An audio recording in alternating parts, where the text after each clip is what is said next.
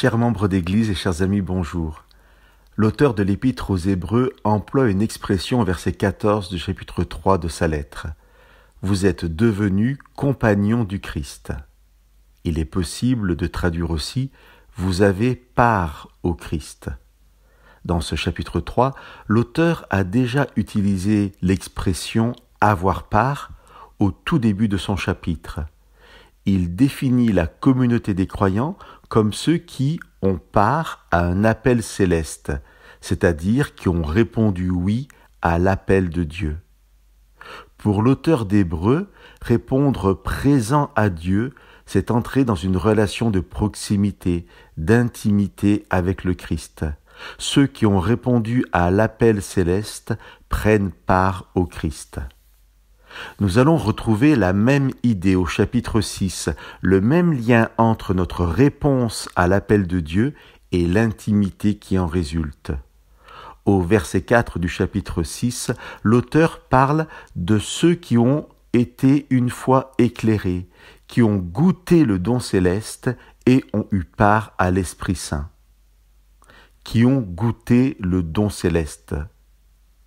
Dans sa première lettre, l'apôtre Pierre invitera les croyants à s'engager pour Dieu, si écrit-il, « Si vous avez goûté la bonté du Seigneur ». Il y a avec Dieu quelque chose qui ne peut pas être du domaine simplement du savoir ou d'une certaine forme d'intelligence intellectuelle. Il y a avec Dieu quelque chose de l'intime, quelque chose qui ne peut pas simplement se savoir, mais qui doit se ressentir, s'intérioriser. Dans toute la Bible, l'œuvre de réconciliation entre Dieu et les hommes est toujours à l'initiative de Dieu. Et notre position est toujours une réponse ou non à cet appel, à cette vocation de Dieu. L'auteur d'Hébreux nous rappelle aujourd'hui que celui ou celle qui répond à cet appel entre dans une relation d'intimité, prend part au Christ et à l'Esprit Saint, devient compagnon du Christ et de son Esprit.